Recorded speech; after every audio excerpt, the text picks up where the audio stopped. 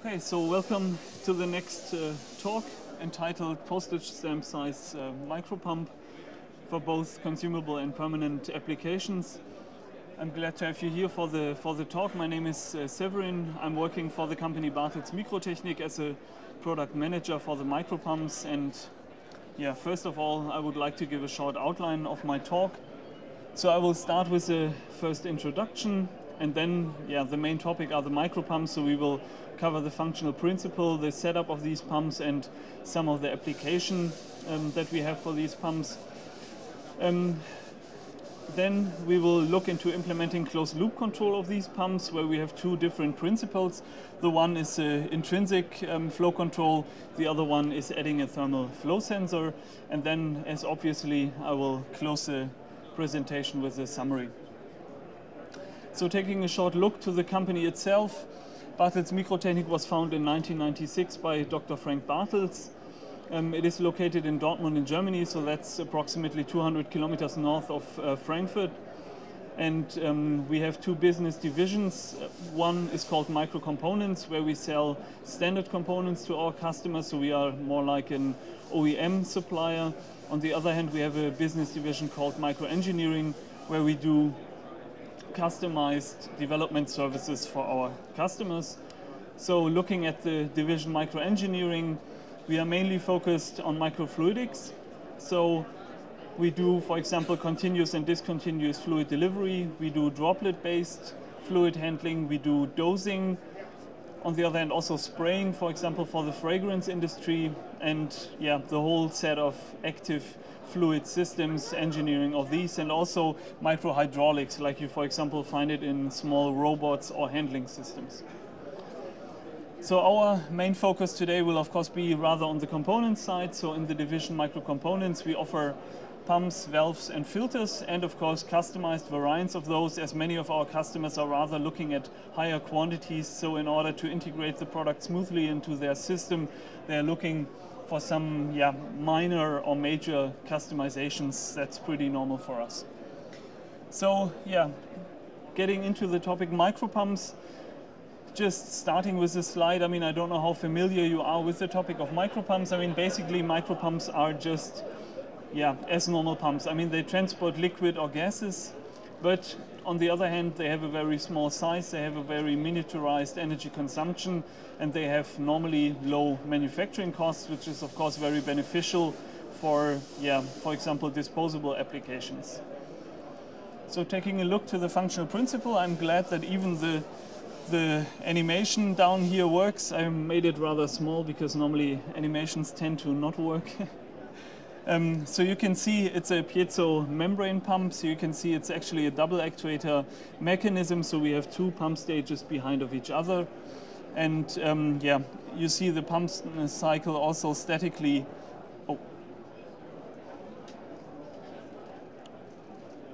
Statically down here. Let me just take this one. So basically we run through this pumping cycle. You can see the actuator on top indicated in blue, and we have passive valves down in the fluid path in order to rectify the flow. And you can see that we can easily scale the flow by either making more deflection with the actuator or by doing this pumping cycle more often in a second, which is then the actuation frequency, of course. We choose the double actuator configuration to achieve a higher performance. For example, we achieve higher back pressures, which is up to 6 psi. So concerning the main characteristics of these pumps, I mean, we achieve a typical flow range of 20 microliter per minute on the low end and 6 milliliters per minute on the upper end. Lower rates are possible on request, but that normally requires some customizations. Pressures, as said, is up to 6 psi. And as I also mentioned, the flow is fully adjustable by changing the amplitude and the frequency.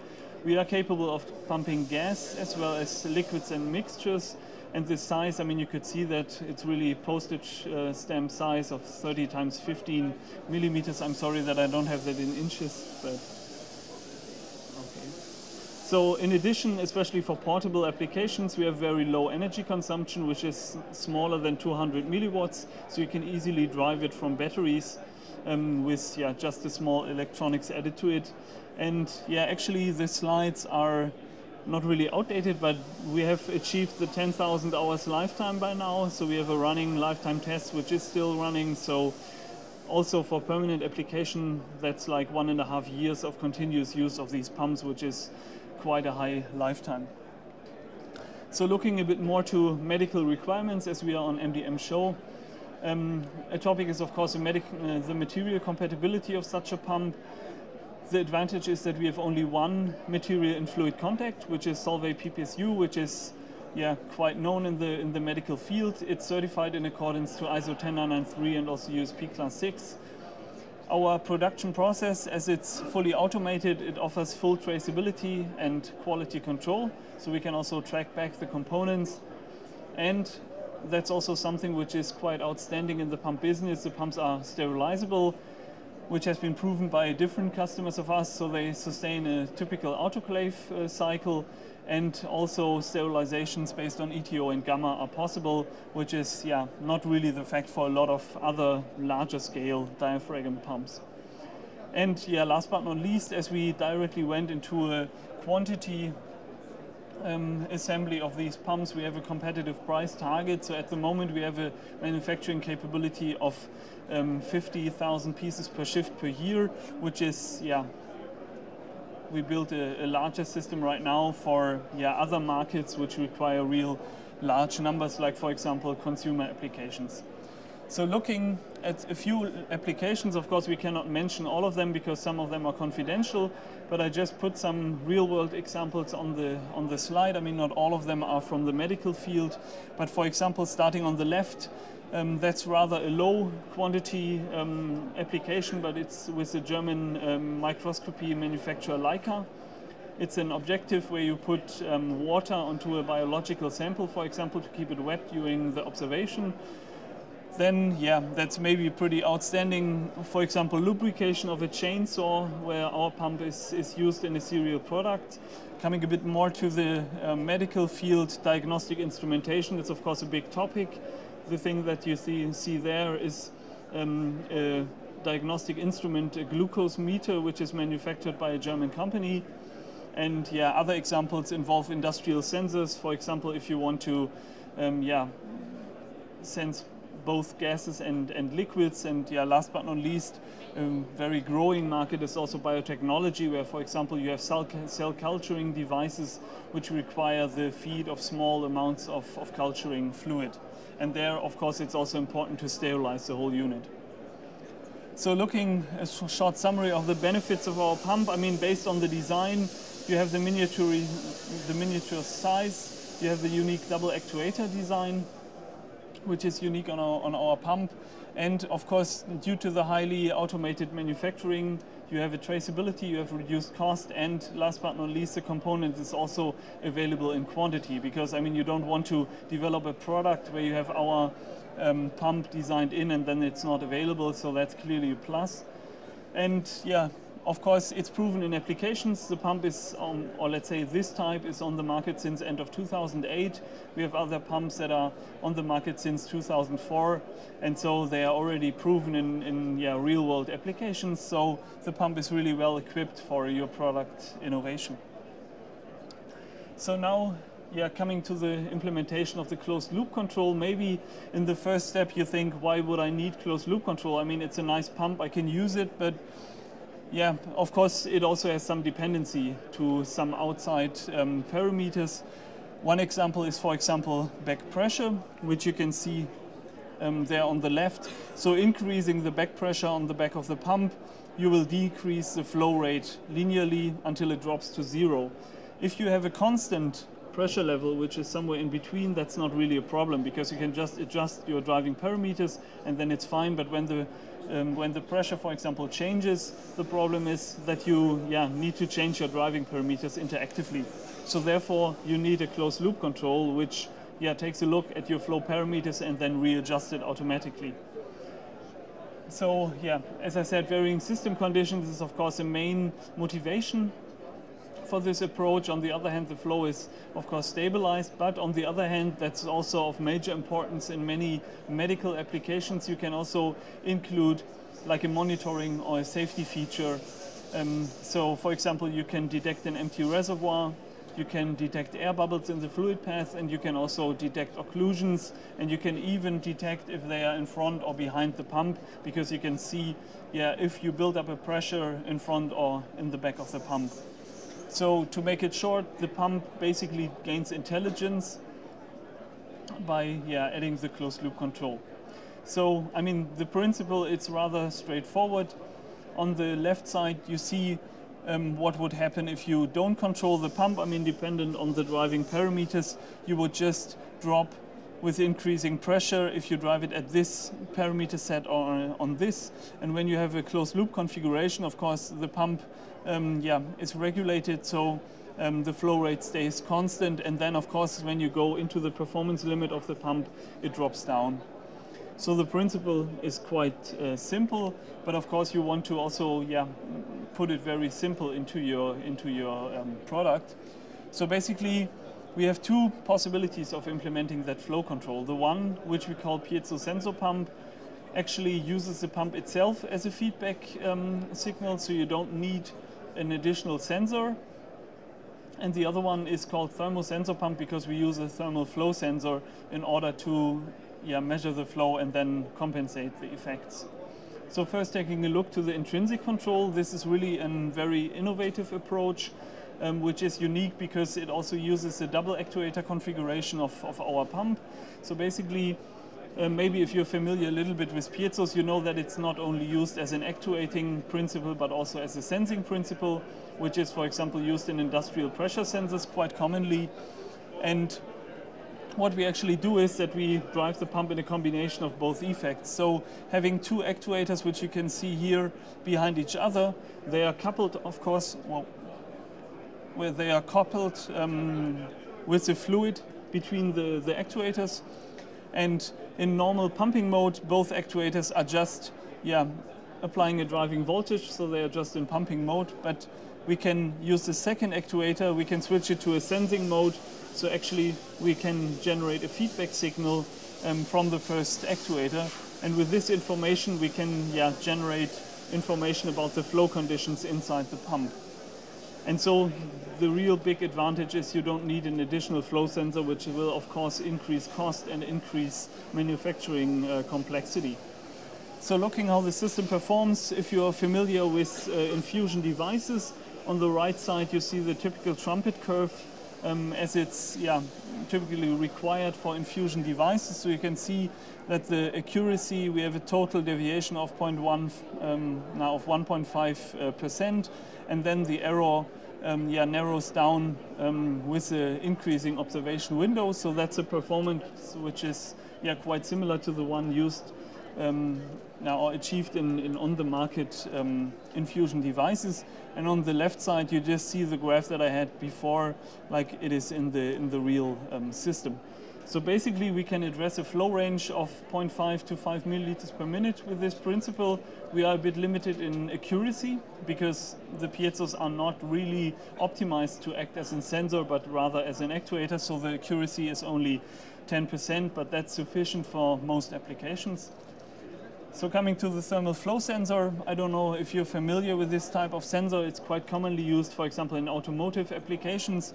So basically you have a heater in the middle, and then when the fluid flows over the heater, it's cooled down or the temperature profile is shifted. So you have two temperature sensors on each side of the heater.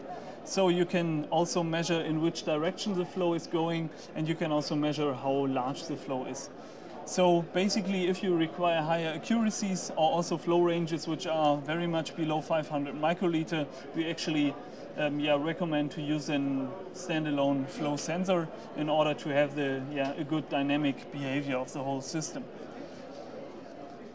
So generally we have proven a range of 60 to 5,000 microliters per minute with plus minus 5% accuracy up to now. Prototypes have been introduced successfully. I mean, down here you see, for example, a step response to a pressure change of 100 millibar at a flow rate of 400 microliter per minute. And you can see, I mean, an unregulated pump would drop in flow rate constantly. Here the pump recovers again from the drop in flow rate. So summing up the key properties of both concepts, I mean, in general, of course, both concepts offer the compensation of side effects, the function control, and they both keep the low energy consumption, so portable battery operation is still possible. The piezo sensor pump covers the range of basically 500 to 5,000 microliter per minute with a plus minus 10% accuracy. As it's based on a standard and mass manufactured pumps, it's very cost effective. It's a very robust system, and it's also patented as it's a very innovative approach. So if you want to protect your end product, that's clearly a plus. On the other hand, this thermosensor pump already starts at 60 microliter per minute with plus minus 5% accuracy. For smaller flow windows, we can also increase the accuracy, but that really depends on your requirements. And it's also possible to tailor it to lower flow rates on request. And as a fully integrated system, it's also very space saving. So looking at the status of both products, the piezo sensor pump, we have the product launch underway because we will really sell that as a standard component. We will have like a benchtop electronics for small quantities. We will have an individually designed electronics for larger quantities. And the thermosensor pump, as this is very individual and it only makes sense from a price point when you have reached a certain higher quantity. We use a modular setup for small quantities, so basically really a standalone sensor and a standalone pump. The full integration will just be offered for large quantities, let's say above 50 or 100,000 a year.